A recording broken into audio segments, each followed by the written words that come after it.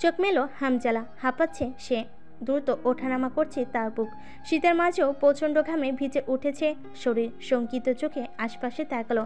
এই তো অলিন্দ, এই তো হৃদ। সে তো তার নিবাসেই বসে আছে। তবে এইমাত্র যা ঘটল তা কি শুধু স্বপ্ন? এত ভয়ঙ্কর স্বপ্ন হঠাৎ কেন দেখলো সে? স্বপ্নটা এতই জীবন্ত ছিল যে ওটাকে স্বপ্ন বলে মনে হচ্ছিল না। তার স্পষ্ট মনে আছে স্বপ্নে কি দেখেছিল। এখনো চোখের সম্মুখে ভাসছে সবটা। হামজালা অনুভব করলো তার বুকের বাঁ পাশটা তীব্র ব্যথা করছে। সে হাত রাখলো ওখানে। ওই অদ্ভুত নেকড়ের মতো দেখতে দুই পায়ে দাঁড়ানো জন্তুটা তার বুকের বাঁ পাশে কামড় দিয়েছিল। কি ছিল ওই জন্তুটা? ওরকম কিছু সে কখনো দেখেনি। স্বপ্নে এমন অদ্ভুত কোনো জন্তু কেন দেখলো? আর ওটা তো স্বপ্ন ছিল। তবে কেন তার বুকের বাঁ পাশটা ব্যথা করছে? কিছু বুঝতে পারছে না। ওটাকে স্বপ্ন বলে মানতে এখনো কষ্ট হচ্ছে তার। স্বপ্নটা এত জীবন্ত ছিল কেন? হামজালা উঠে দাঁড়ালো। শরীর দুর্বল অনুভব হচ্ছে। একটা ভয়ঙ্কর স্বপ্ন তাকে এভাবে দুর্বল করে দিচ্ছে। চোখে পানি দিয়ে শয়নকক্ষে গিয়ে ঢুকলো সে। বিছানায় শরীর এলিয়ে দিল। অদ্ভুত ভয়ঙ্কর ওই জন্তুটাকে কিছুতেই মস্তিষ্ক থেকে সরাতে পারছে না। তুমি পাগল হয়ে গেছো। না, হয়নি। আমি যথেষ্ট চিন্তা ভাবনা করে তারপরেই আপনাকে কথাটা বলছি। প্রাসাদের ভিতরটা কেমন হয় তা কি তুমি জানো না? ওখানে গিয়ে থাকতে পারবে না তুমি। প্রাসাদের ভিতরের জীবন অত্যন্ত কঠিন। জন্ম থেকে তো আমি প্রাসাদেই জীবন কাটিয়েছিলাম। সেটা ছিল জেরজা, এটা সাহাইড। দয়া করে আপনি আমার জন্য সুপারিশ করুন। আমি রাজপ্রাসাদের বাগান পরিচালিকা হতে চাই। একজন পরিচালিকা নেওয়া হবে। আপনি সুপারিশ করে দিলেই আমি সুযোগ পাবো। অনেক কিছু করেছেন আপনি আমার জন্য, এখন এতটুকু সাহায্য করুন। মন্ত্রী সুলাইমান খুব অবাক হচ্ছেন নামিরাকে দেখে। এই মেয়ে এমন কিছু আবদার করবে কোশ্চিনকালও তিনি ধারণা করেনি। বলেন, তুমি কি আমার এখানে খারাপ আছো? জীবনের সবচেয়ে ভালো সময় কাটিয়েছি আমি আপনার এখানে, কিন্তু এখন আমি এখান থেকে যাওয়ার সত্যি প্রয়োজন বোধ করছি। আমাকে এই রাজপ্রাসাদে যেতেই হবে। তাছাড়া আমি কেবল বাগান পরিচালিকা হিসাবে যাব। এটা আমার জন্য কষ্টকর হবে না। ভুলে যাও সেসব। আমি কখনো অনুমতি দিব না রাজপ্রাসাদে যাওয়ার। দরজায় কান পেতে আছে আলী। কেমন গুরুত্বপূর্ণ আলাপ চলছে আব্বুজান ও নামিরার মাঝে। প্রাত ভোজনের সময় নামিরা আলাদা ভেবে কথা বলতে চেয়েছিল আব্বুজানের সঙ্গে। আব্বুজানও অনুমতি দিয়েছেন। এখন আব্বুজানের শয়নকক্ষের ভিতর দুজন কথা বলে চলেছে। সব কথা বোঝা যাচ্ছে না। যে দু একটা কথা একটু উচ্চস্বরে হচ্ছে সেটুকুই ধরতে পারছে। মূল বিষয় উদ্ঘাটন না করে আছে এখান থেকে যাবে না। নামিরা হাঁটু গেড়ে বসে পড়ল মন্ত্রী সুলাইমানের সামনে। বলো, আমি জানি আপনি আমার ভালো চান। আমার এই সিদ্ধান্তের সাথেও আমার ভালোই জড়িয়ে আছে। নিশ্চয়ই রাজপ্রাসাদের বাগান পরিচর্যাকারীরা ভালো উপার্জন করে থাকে। আমিও ভালো উপার্জন করতে চাই। এভাবেই নিজের একটা পরিচয় গড়তে চাই। আজীবনের জন্য আমি প্রাসাদে যাচ্ছি না। আমি শীঘ্রই ফিরে আসব।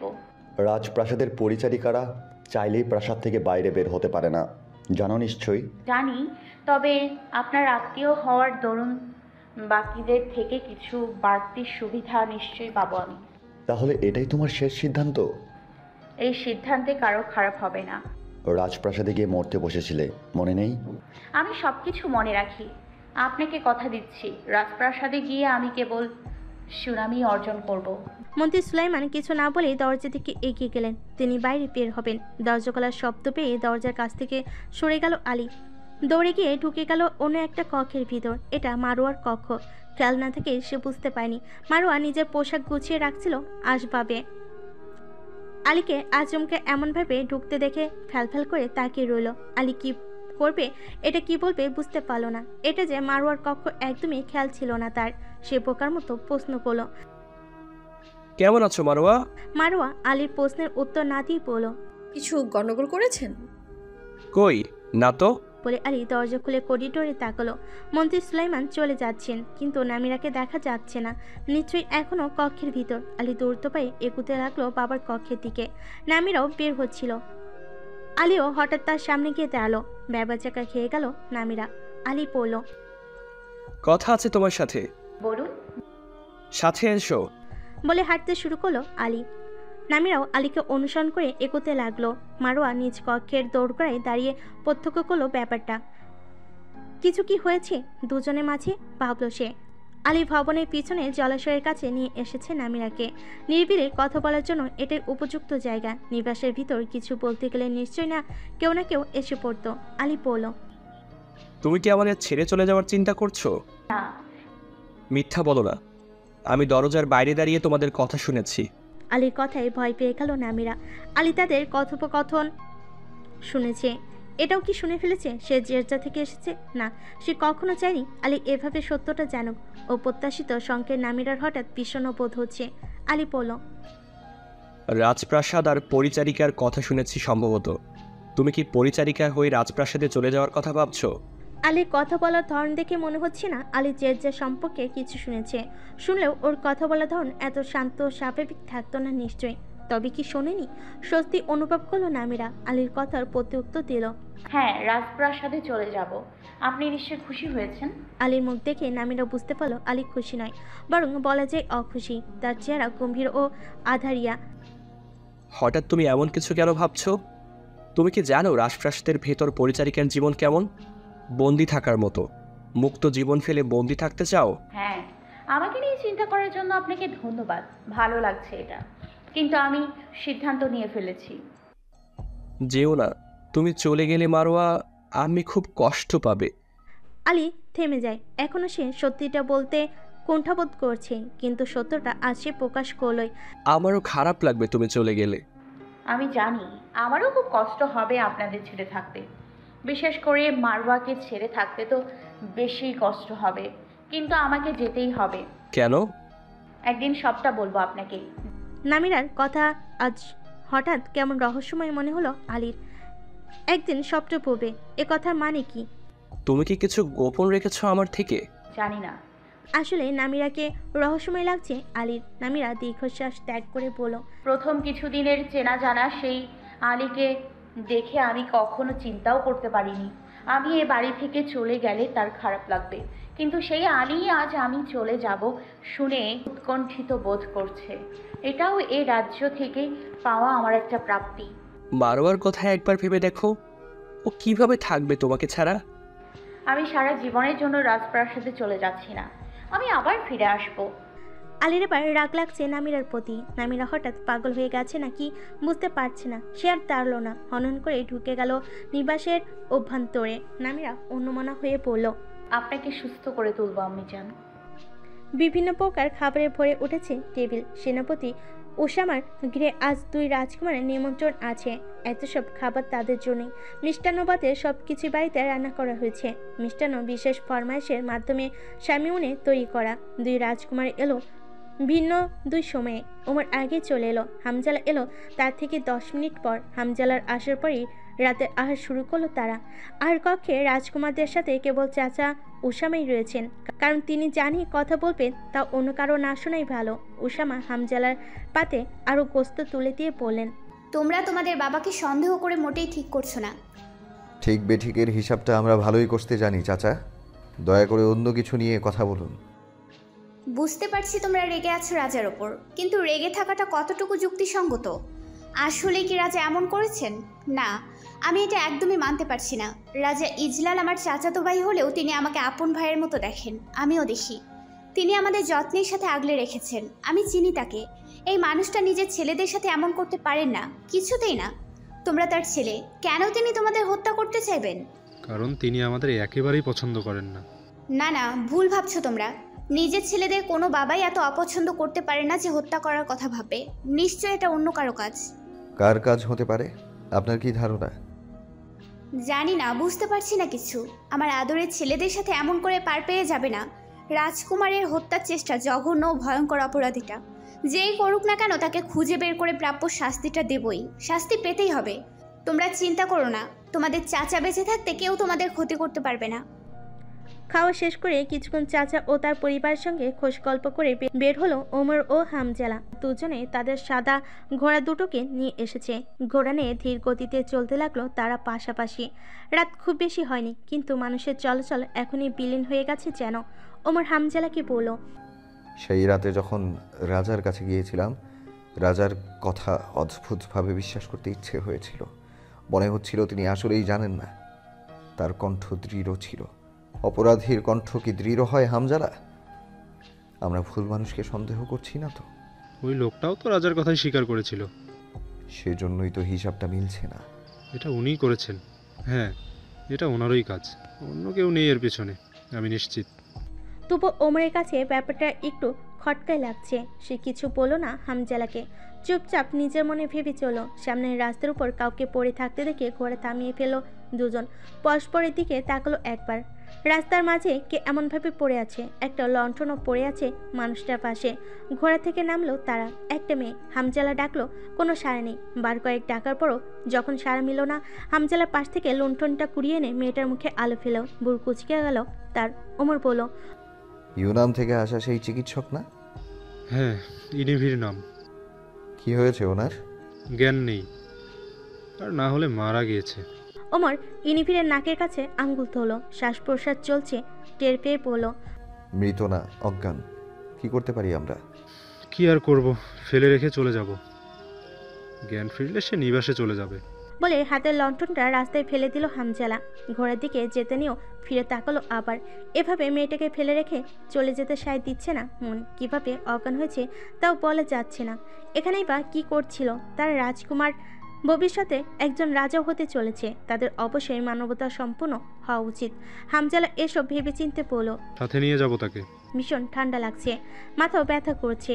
এত কেন ব্যথা করছে মাথাটা? খুব অসহ্য লাগছে। ঠান্ডা বাতাস নাক দিয়ে ঢুকে নিঃশ্বাস বন্ধ করে দিতে চাইছে। এনিবি চোখ হলো। প্রথমটাই তার বুঝতে অসুবিধা হলো কোথায় আছে। পরে সে নিজেকে ছুটন্ত ঘোড়ার উপর আবিষ্কার করলো। চোখ দুটো বড় বড় হয়ে উঠল তার। মনে পড়ল জ্ঞান হারাবার আগের ঘটনা। একজন রোগীর বাড়ি থেকে ফিরছিল সে, আর ফেরার পথে কেউ একজন তার মাথায় আঘাত করেছিল। এরপরই সে জ্ঞান হারায়। এখন কি সেই আঘাতকারী ঘোড়াতেই আছে? কেউ কি অপহরণ করছে তাকে? এনিবির মাথা ঘুরিয়ে পিছনে ঘোড়া চালকের দিকে তাকালো। ভালো আলোর অভাবে চিনতে পারল না লোকটাকে। বলো, আপনি আমাকে অপহরণ করেছেন কেন? ইনিফিরের প্রশ্নে হামজালার হাতের বন্ধনী আগলা হয়ে যায়। সে ধরে রেখেছিল ইনিফিকে। অজ্ঞান ইনিফিকে নিয়ে ঘোড়া চালাতে ভারী কষ্টও ছিল তার। হাতের বন্ধন আগলা হয়ে যাওয়ায় ঘোড়া থেকে পড়ে যেতে নিয়েছিল ইনিফির। হামজালার সঙ্গে সঙ্গে আবার ধরে ফেল, থামিয়ে ফেল ঘোড়া। থেমে গেছে পাশাপাশি চলা ওমরের ঘোড়াটাও। হামজালা বলল, আপনাকে বিয়ে করব, তাই অপহরণ করছি। ইনিফি ঘোড়া থেকে নেমে গেল। সে হামজালাকে চিনতে পেরেছে। একবার ওমরের দিকে তাকালো। দুই রাজকুমার কোত্থেকে ফিরছে একসঙ্গে। ইনিফি হামজালার উপর দৃষ্টি রেখে বলল, রাজকুমারীর কণ্ঠে এমন ঠাট্টা বড়ই বেমানান লাগে। ঠাট্টা করছি, আপনাকে কে বলল? করছেন না? তবে কি আমার মাথায় আঘাতটা আপনারাই করেছেন? হামজালা ও ওমর বুঝতে পারল ইনিফিরের অজ্ঞান হয়ে পড়ে থাকার মানে। ওমর বলল, তার মাথায় কে আঘাত করতে পারে? যে করেছে সে হয়তো আমাকে বিয়ে করতে চায়। এখন কে আমাকে বিয়ে করতে ইচ্ছুক কি করে বুঝবো আমি? দেখি শীঘ্রই কোনো প্রস্তাব আসে কিনা। ইনিফির খেয়াল করলো তার সাথে কোনো ব্যাগ নেই। হামজালার দিকে তাকালো আবার। প্রশ্ন করলো, আমার ব্যাগ কোথায়? কিসের ব্যাগ? কোনো ব্যাগ পাননি? না। ইনিফিরের হঠাৎ পাগলের মতো অবস্থা হলো। ওই ব্যাগে অনেক মূল্যবান ভেষজ সামগ্রী ছিল, মুদ্রাও ছিল। গেল সব গেল। ইনিফির গলায় হাত রাখলো হঠাৎ। তার গলার অলংকার কোথায়? স্বর্ণের অলংকার ছিল। তবে কি কোনো চোর আঘাত করেছিল তার মাথায়? চোরটার উপর বেচার রাগ লাগছে তার। হামজালা হঠাৎ ব্যঙ্গস্বরে বলল, মনে হচ্ছে আপনাকে বিয়ে করতে ইচ্ছুক এমন কেউ নয়, বরং কোনো চোর আপনার মাথায় বাড়ি মেরেছে। আপনাদের রাজ্যে চোর ঘুরে বেড়াচ্ছে, আর সে কথা আপনাদের বলতেও ইচ্ছে হচ্ছে? এটা তো লজ্জার কথা। আপনাদের মতো দুজন রাজকুমার থাকতে চোর অবাধে বিচরণ করছে কিভাবে? এর আগে তো এমন ঘটনা ঘটেনি। হয়তো চোর আপনাকে দেখে মাথা ঠিক রাখতে পারেনি। কে জানে চোর বিয়েই করতে চেয়েছিল কিনা। আপনি যে চুরি হননি সেটাই তো আপনার ভাগ্য। ওমর তার ঘোড়ার লাগাম ধরে টান দিল। এখানে অযথা সময় নষ্ট করতে ভালো লাগছে না তার। মনিবের নির্দেশ পেয়ে হাঁটতে শুরু করলো ঘোড়াটা। ইনিফির এক দৃষ্টিতে তাকিয়ে রইল ওমরের দিকে। হামজালা বলল, একা যেতে পারবেন নাকি সাহায্য প্রয়োজন? ইনিফির বুকে কঠোর দম্ভ নিয়ে ফিরল হামজালার দিকে। তার কণ্ঠ দম্ভের দৃঢ় উপস্থিতি টের পাওয়া গেল। ইনভির অন্যের সাহায্য গ্রহণ করে না, ইনভিরের থেকেই সবাই সাহায্য প্রার্থনা করে। এমন কথাই রাগে চল কঠিন হয়ে ওঠে হামজালার। এই মেয়েটার এত অহংকার কিসের সে এখনো অবধি বুঝতে পারল না। সে আর একটা বাক্য ব্যয় করলো না। ঘোড়া নিয়ে সম্মুখ দিকে ছুটে গেল। ইনিফির শান্ত চোখে তীব্র ঘৃণা নিয়ে তাকিয়ে রয় হামজালার ঘোড়ার দিকে। এটা এখন ওমরের ঘোড়ার পাশাপাশি চলছে। অনেকটা দূরে চলে গেছে কুয়াশায় আল প্রায়, তবুও এনভি খুব ভালোভাবে দেখতে পাচ্ছে ঘোড়া দুটোকে। হামজালার ঘোড়ার দিকে দৃষ্টি স্থির রেখে সে দুর্বোধ্য কণ্ঠে বলে ওঠে, তোমাদেরও একদিন ইনভিরের নিকট সাহায্য প্রার্থনা করতে হবে, কিন্তু সেই দিন তোমাদের কেবলই যন্ত্রণা উপহার দেব। ইনিভির হাসলো, বড় নিষ্ঠুর দেখালো তার সেই হাসি। মারোয়া কাঁদছে। নামিরা খুব প্রিয় মানুষ তার। নামিরা সেই থেকে শাহিরে এসেছে, সে সর্বক্ষণ সাথে সাথে থেকেছে। আর একসাথে থাকতে গিয়ে তাদের মাঝে সম্পর্কটা খুব গাঢ় হয়ে উঠেছে। তাই নামিরার হঠাৎ চলে যাওয়ার খবর শুনে খুব ভেঙে পড়েছে সে। আলী ও হায়সারও খুব মন খারাপ। আলী যদিও নিজের মন খারাপই আড়াল করে রাখছে, তবুও তা উপলব্ধিযোগ্য। কারণ আজই অনুমতিপ্রাপ্ত পরিচারিকারা প্রথম প্রাসাদে প্রবেশ করার সুযোগ পাবে। এত তো আবেদনকারীর মাঝে নামিরা হয়তো সুযোগ লাভ করতে পারত না, কিন্তু মন্ত্রী সুলাইমান সুপারিশ করে সহজেই তার সুযোগ হয়েছে। নিজের প্রয়োজনীয় সব জিনিসপত্র সে একটা থলেতে নিয়ে নিয়েছে। নামিরা যে ভয় করছে তা নয়, সে জানে প্রাসাদের ভিতরটা কেমন, পরিচারিকাদের জন্য কত কঠিন, কিন্তু মায়ের জন্য এতটুকু কষ্ট তাকে করতে হবে। যেহেতু সে বাগান পরিচারিকা হিসাবে যাবে, সেহেতু ওই ফুলের দেখা পাওয়া খুব বেশি কষ্টকর হবে না বলেই তার ধারণা। কিন্তু ফুল সংগ্রহ করা হয়ে গেলে কি সে বের হতে পারবে রাজপ্রাসাদের বন্দি জীবন থেকে? এই নিয়ে তার খুব দুশ্চিন্তা হচ্ছে। তবে আশা রাখছে সে মন্ত্রী সুলাইমান নিশ্চয়ই এই ব্যাপারে তাকে সাহায্য করবে। সুপারিশ করে দিলেও মন্ত্রী সুলাইমান এখনও নামিরার সিদ্ধান্তকে সমর্থন করছে না। একমাত্র তোফায় হয়তো নামিরা চলে যাওয়ার সিদ্ধান্তে খুশি। আলী নামিরাকে রাজপ্রাসাদে পৌঁছে দেবে। মারোয়া প্রাসাদ পর্যন্ত যাবে নামিরার সঙ্গে। এখন ভর, এমনিতেই আলো তেমন ভালোভাবে ফোটেনি, তারপর কুয়াশা। নামিরাকে হায়সার থেকে বিদায় নিতে হবে, কিন্তু সে কি বলবে বুঝতে পারছে না। একটু ভেবেচিন্তে কথাগুলো সাজিয়ে নিল সে। এতদিন আপনার সান্নিধ্যে অনেক ভালো দিন কাটিয়েছি আমি। আপনি ঠিক মায়ের মতো করে আগলে রেখেছেন আমাকে। আপনার কাছে খুব কৃতজ্ঞ আমি। যতটা ভালোবাসা আশা করিনি তার থেকে অনেক বেশি দিয়েছেন আপনি। আমি প্রতিটা দিন স্মরণ করব আপনাকে। চিন্তা করবেন না আমায় নিয়ে। আমি ওখানে ভালো থাকার চেষ্টা করব এবং ভালো থাকব। হায়সার নামিরার মাথায় হাত বুলিয়ে দিলেন। ভালো থেকো, আমি তোমার ফিরে আসার অপেক্ষা করব। নামিরা মিলান হাসলো, দরজার দিকে তাকালো একবার। মন্ত্রী সুলাইমান এখানে নেই। তিনি এতটাই অসন্তোষ যে নামিরাকে বিদায় পর্যন্ত দিতে আসেনি। নামিরা তোফার দিকে তাকালো। নামিরাকে তাকাতে দেখে তোফা বলল, দোয়া করব তোমার জন্য, ওখানে খুব ভালো থেকো। আমি চাই এতটাই ভালো থাকো যাতে ওখান থেকে আর ফিরে আসার চিন্তা না করতে হয় তোমার। হ্যাঁ, খুব ভালো থেকো। ভালোভাবে কথা বলার মাঝে তোফার আক্রমণাত্মক কথাটা ধরতে ঠিকই সক্ষম হলো নামিরা। সে হেসে তোফার কথার জবাব দেওয়ার চেষ্টা করলো। যাই হোক না কেন আমি আবার ফিরে আসব। ততদিনে আপনিও ভালো থাকবেন বোন তোফা। তোফা খুব একটা গ্রাহ্য করলো না নামিরার কথা। মনে মনে ভেঙচি কাটলো সে। নামিরা আলী ও মারোয়া নিবাস সীমানা থেকে বের হয়ে গেল। মারোয়ার চক্ষুজোড়া তখনও অশ্রুসিক্ত। নামিরারও খুব খারাপ লাগছে। এই মানুষগুলো অল্প দিনেই খুব আপন হয়ে উঠেছে তার। একসাথে কাটানো সময়গুলো খুব মনে পড়ছে। সব কিছু নিয়ে ভাবতে ভাবতে কখন যে তার চোখে অশ্রুসিক্ত হয়ে উঠেছে। আলী নামিরা ও মারোয়াকে এমন দেখে বিরক্ত হয়ে বলার চেষ্টা করলো, এমন করে কেঁদো না তো, তোমাদের সিক্ত চোখ আমাকে খুব বিরক্ত করছে। নামিরা মারোয়ার দিকে তাকালো। মারোয়া কিছুতেই নিজের অশ্রু নিয়ন্ত্রণ করতে পারছে না। নামিরা বলল, কাঁদছো কেন মারওয়া? আমি তো একেবারে চলে যাচ্ছি না, ফিরে আসবো, আবারও একসঙ্গে ঘুরে বেড়াবো আমরা। কেঁদো না। বলে সে মারোয়ার কপালে লেগে থাকা অশ্রু মুছে দিল। আলী তা প্রত্যক্ষ করেই বলল, আহ, কত ভালোবাসা। বলে সে ক্যারিজে উঠে বসলো। ক্যারিজটা সেই চালাবে। ক্যারিজ চলতে শুরু করলো। কুয়াশার বুক চিরে 3 জন মানুষকে নিয়ে এগিয়ে যেতে লাগলো ক্যারিজ। মারোয়া হঠাৎ শুরু করলো, আমাদের আর একসঙ্গে প্রাত ভোজন করা হবে না। আপনাকে আর সকালে সাজিয়ে দিতে পারবো না। একসঙ্গে আর সামিউনে যাওয়া হবে না, আমাদের ঘোরা হবে না সাহাইরের সুন্দর জায়গাগুলোতে। অজানা বিষয়গুলো সম্পর্কে আপনি আর আমার কাছে প্রশ্ন করতে পারবেন না। আমাদের আর ঘরের চালে গিয়ে একসঙ্গে বসাও হবে না, ফল খাওয়া হবে না, সকাল থেকে রাত অবধি আমাদের আর একসঙ্গে কাটানোও হবে না। নামিরা মারোয়ার মনের অবস্থা অনুভব করতে পারছে, কিন্তু তার এখানে কিছুই করার নেই। সে বলল, আমাদের মাঝে এই দূরত্ব খুব বেশি দিনের নয়। কথা দিচ্ছি যত দ্রুত সম্ভব ফিরে আসার চেষ্টা করব। রাজপ্রাসাদের পরিচারিকা হওয়ার কি খুব প্রয়োজন ছিল? কেন যাচ্ছি তোমায় বলবো ফিরে এসে। তখন বুঝতে পারবে আমার যাওয়া উচিত ছিল কিনা। আপনাকে মনে পড়লে কিভাবে দেখা করব? প্রাসাদে যে ঢুকতে পারবো না। জানি না, তবে তুমি আমার মনে সব সময় উজ্জীবিত থাকবে। হঠাৎ আলীর অতিষ্ঠ প্রায় গলা শোনা গেল। তোমরা কি দয়া করে তোমাদের এসব ভালোবাসার বাক্যালাপ বন্ধ করবে? বিশ্বাস করো, এসব শুনে ঘুম পেয়ে যাচ্ছে আমার। সত্যি করে বলতে পারবেন আমি চলে যাচ্ছি বলে আপনার কষ্ট লাগছে না? না, লাগছে না। খুব বেশি দিন হয়নি আমি তোমাকে চিনি। এত কম সময়ে কেউ আমার আপন হওয়ার ক্ষমতা রাখে না। আর বর মানুষের জন্য আমি কষ্ট পাই না।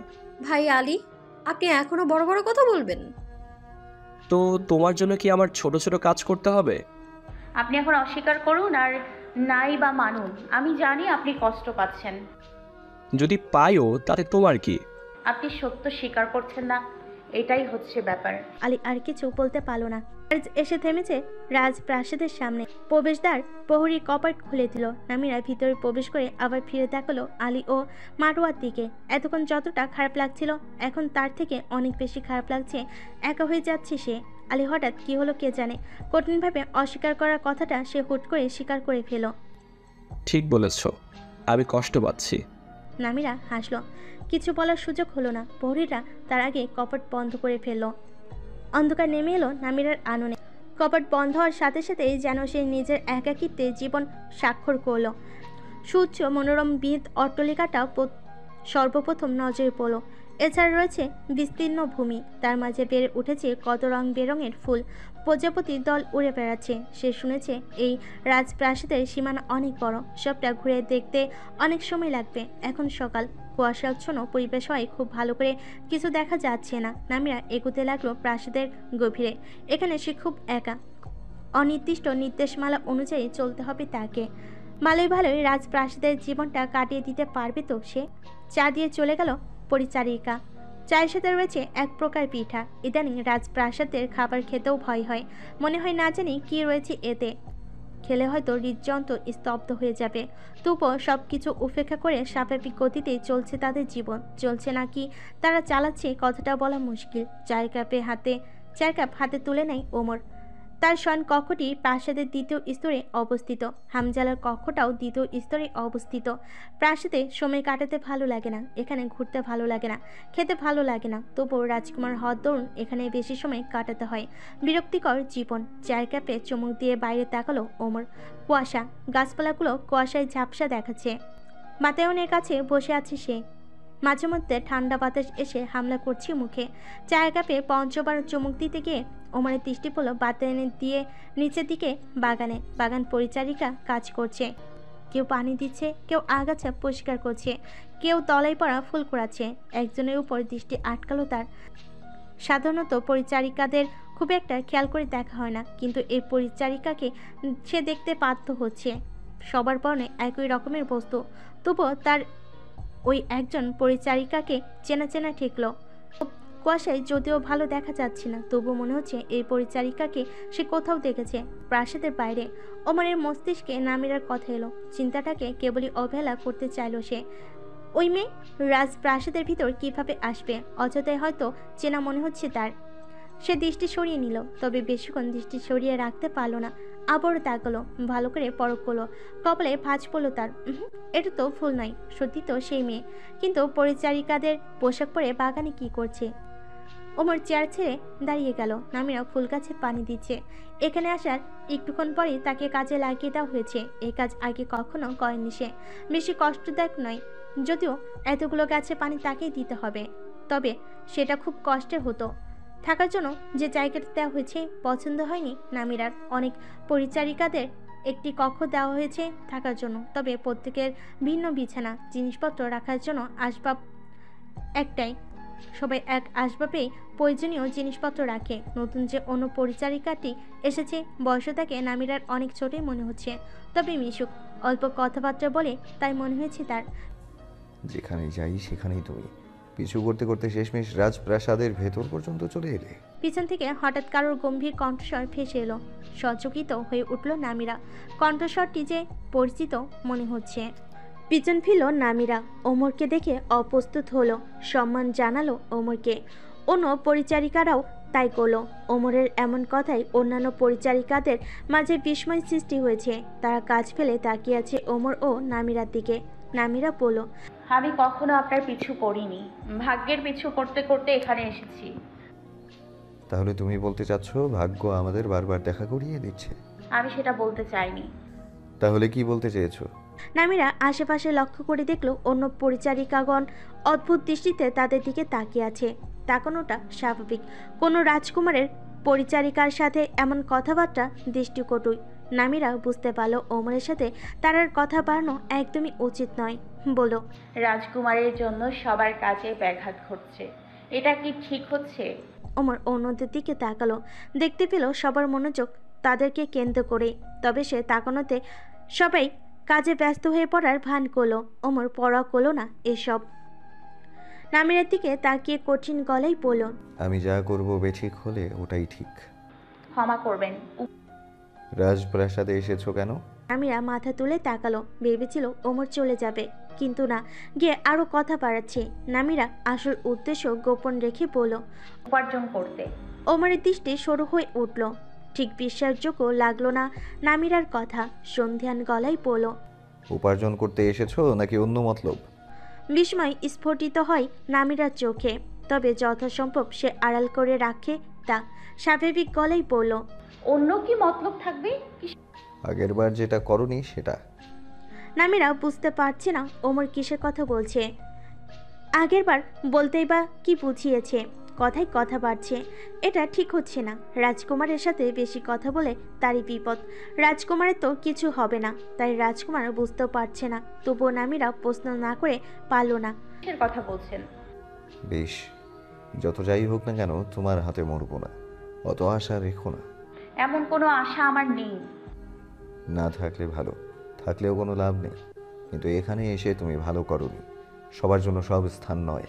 বলে ওমর চলে যেতে নিলেই নামিরা বলল, কিন্তু মানুষ সব স্থানেই নিজের প্রয়োজন সৃষ্টি করতে পারে। ওমর কানেও তুলল না নামিরার কথা, যেন শুনতেই পায়নি এমন ভঙ্গিতে চলে গেল। ওমর চলে যেতে কয়েকজন পরিচারিকা এগিয়ে এলো নামিরার দিকে। তার মাঝে একজন জিজ্ঞেস করলো, রাজকুমারের সঙ্গে কী সম্পর্ক আপনার? নামিরা জানতো এমন প্রশ্নের সম্মুখীন সে হতে পারে। সে খুব শান্তভাবে উত্তর দিল, কোনো সম্পর্ক নেই। রাজপ্রাসাদের বাইরে তার সাথে আমার পরিচয় হয়েছিল। আমি সামিউনের কর্মচারী ছিলাম, তো তাই। শুধু এতটুকুই। নামিরার কথা কেউ কেউ বিশ্বাস করলো, কেউ কেউ করলো না। অবিশ্বাস করার চোখগুলো দেখে খুব বিব্রতবোধ করলো নামিরা। এখানে অবিশ্বাস করার কি আছে বুঝতে পারছে না। সবে আবার পৃথক হয়ে গিয়ে কাজ আরম্ভ করলো। বৃষ্টি হচ্ছে। উন্মুক্ত দোকানগুলো উঠে গেছে বাজার থেকে। কিছু বাচ্চারা দৌড়াদৌড়ি করে ফিরছে, কিন্তু এই আবহাওয়ার বৃষ্টি ভেজার উপযুক্ত নয়। তবুও ওরা কিভাবে সহ্য করছে বৃষ্টির পানি, এটা ভেবে অবাক হচ্ছে হামজালা। সামিউনে বসে আছে সে, জানালার পাশের একটা টেবিলকে কেন্দ্র করে। খাবার গ্রহণমূলক উদ্দেশ্য ছিল না। সে জানতে পেরেছে সেই মেলাটাতে তাকে ডেকে ওঠা মেয়েটা নামিরা ছিল। মূলত নামিরার সাথে দেখা করতে এখানে এসেছিল সে, কিন্তু মেয়েটার আজ দেখায়নি। অনেকক্ষণ বসে থাকার পরও যখন নামিরাকে দেখা গেল না, উঠে দাঁড়ালো হামজালা।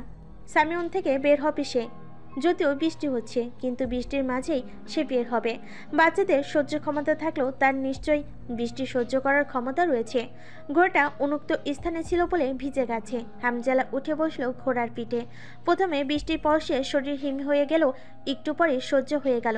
সামিউনের 500 দোকান থেকে ছোটদের মিঠাই বিশেষ খাবার কিনেছিল।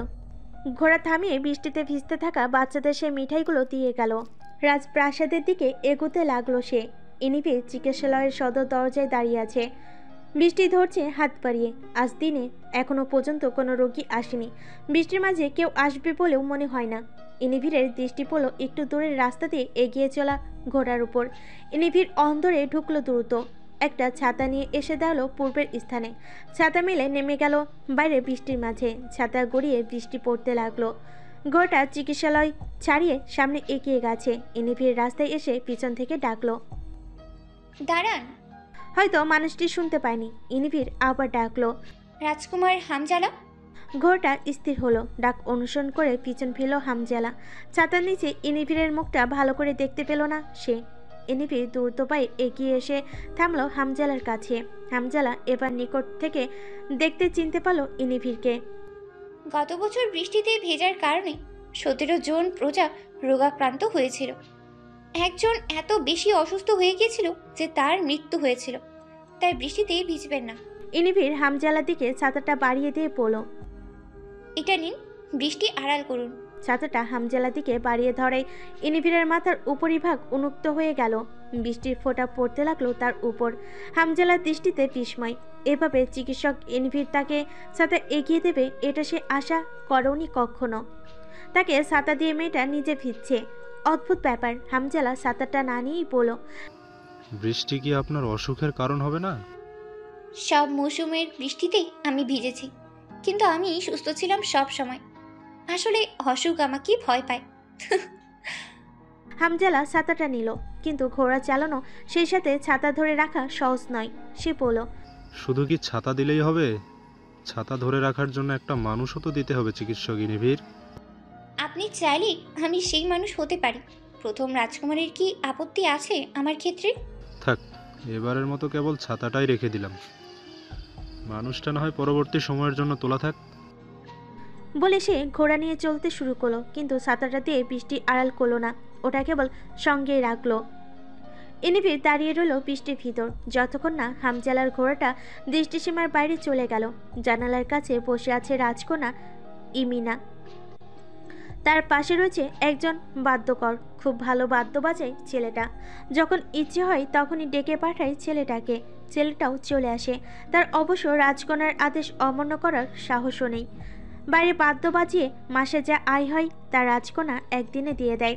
বৃষ্টি হচ্ছে, বৃষ্টি কিছু ফোঁটা এসে মাঝে মধ্যে হানা দিচ্ছে কক্ষের ভিতর। বাদ্যের সুরটা কেমন যেন মন খারাপ করানোর মতো।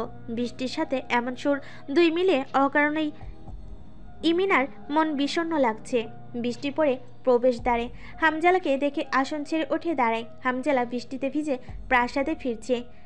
ইমিনার মনে হয় কোনো ঝামেলা হয়েছে, সে কারণে হয়তো হামজালা রাগান্বিত। এক মায়ের সন্তান না হলেও সে হামজালা ও ওমরকে অত্যাধিক ভালোবাসে। হামজালা ও ওমর তাকে খুব ভালোবাসে। ইমিনা বাদ্যকারের দিকে তাকিয়ে বলল, একটু অপেক্ষা করো নাবহান, আমি ভাইয়ের সাথে কথা বলে আসছি। ইমিনা দ্বিতীয় তলা থেকে নেমে এলো। হামজালা কেবল মহলের অন্দরে ঢুকেছে, তার পোশাক ভেজা, হাতে একটা ছাতা। ইমিনা বলল, তো হয়েছে ভাই? ওমর প্রাসাদে আছে? হ্যাঁ, বৃষ্টির জন্য সে বাইরে বের হতে পারেনি। ইমিনা ভেবেছিল হামজালা রাগান্বিত, কিন্তু হামজালাকে দেখতে স্বাভাবিকই লাগছে। সে হামজালার সাথে কথা বলতে বলতে এগোতে লাগলো। নামিরা ভেবেছিল তার কাজ কেবল বাগান পরিচর্যা করা, এছাড়া বাকি সময় সে অবসর কাটাতে পারবে, কিন্তু সেটা হলো না। বাগানের কাজ শেষ করে আসার কিছুক্ষণ পরেই তাদের রন্ধনশালায় পাঠানো হয়েছিল। রাজপ্রাসাদের রন্ধনশালাটা অনেক বড় ও ভারী সুন্দর। এখানে রান্নার সব গুছিয়ে রাখা হয়। রন্ধনশালার প্রায় 10 থেকে 12 জন মানুষ ছিল। প্রধান রাঁধুনি যিনি ছিলেন তিনি একজন মধ্যবয়স্ক নারী, বাকি সকলে যুবতী ছিল। তাকে সহ 3 জন বাগান পরিচারিকাকে আনা হয়েছিল। তাদের কাজ ছিল থালা বাসন পরিষ্কার করা। রন্ধনশালা থেকে আসার পর নতুন আসা পরিচারিকাদের মহল পরিচালক পুরো মহল ঘুরে দেখানোর জন্য নিয়ে গেলেন, কারণ কোথায় কি রয়েছে পরিচারিকাদের এটা জানা জরুরি। বিভিন্ন সময়ে ভিন্ন ভিন্ন ক্ষেত্রে কাজ করতে হতে পারে বলে সব স্থান সম্পর্কে জ্ঞান রাখা জরুরি। নতুন আগত পরিচারিকাদের দলটা হামজালা ও ইমিনার পাশ কাটিয়ে যাচ্ছিল। হামজালা একবার দলটার দিকে তাকিয়ে এগিয়ে চলছিল, হঠাৎ একটু দূরে গিয়ে থেমে গেল। সে ফিরে তাকালো দলটার দিকে। ইমিনা বলল, কি হয়েছে? পরিচিত কাউকে দেখলাম মনে হলো। এরা সম্ভবত নতুন পরিচালিকা। ভুল দেখেছেন আপনি, পরিচালক প্রসাদ দর্শন করাচ্ছেন। হামজালা ইমিনার কথা শুনল না, ভালো করে মেয়েগুলোকে লক্ষ্য করে তারপর বলল, এই যে প্রথম সারির বাম দিক দিয়ে গিয়ে 3 নম্বর মেয়ে, দাঁড়াও। সঙ্গে সঙ্গে দলটা থেমে গেল। দলটা একজনের পাশে অন্যজন সমতালে হেঁটে চলেছিল। সামনে 4 জন, তার পিছনে 4 জন। নামিরা সামনের সারিতে আছে। সে গুনে দেখলো কত নম্বরে তার অবস্থান। 1 2 3, হ্যাঁ সে 3 নম্বরে। চেয়েছিল রাজকুমারদের দৃষ্টি থেকে যত সম্ভব দূরে থাকতে, কিন্তু প্রথম দিনেই সাক্ষাৎ হচ্ছে বারবার। এত পরিচারিকাদের ভিতর ঠিকই তাকে খুঁজে পেয়েছে। এত ভালো দৃষ্টিশক্তি। হামজালা পড়ল, এদিকে ঘোরো। রাজকুমারের আদেশ অমান্য করার উপায় নেই। নামিরা ঘুরে তাকালো। প্রথমে ভেবেছিল দ্বিতীয় রাজকুমার, কিন্তু এখন ভালো করে দেখার পর দেখলো প্রথম রাজকুমার। হামজালা নামিরাকে দেখে অবাক হয়ে গেল। এই মেয়ে রাজপ্রাসাদে কেন? আর পরনে পরিচারিকার পোশাকই বা কেন? হামজালা বলল, এটা তো আসলেই তুমি। ইমিনাও চিনতে পেরেছে। সেও বিস্ময়ে ভুরু কুচকে বলল, হ্যাঁ, এটা তো সেই মেয়েটা। খবর দিয়ে আসা উচিত ছিল তো, আচমকা এসে চমকে দিলে কেন? হ্যালো বন্ধুরা, পরবর্তী পার্ট খুব তাড়াতাড়ি আসবে, তো সবাই অপেক্ষায় থাকো। আর চ্যানেলটি যারা এখনো সাবস্ক্রাইব করোনি তারা পরবর্তী পার্ট দেখার জন্য চ্যানেলটি সাবস্ক্রাইব করে রেখো। ধন্যবাদ সবাইকে, আমাদের সাথেই থেকো।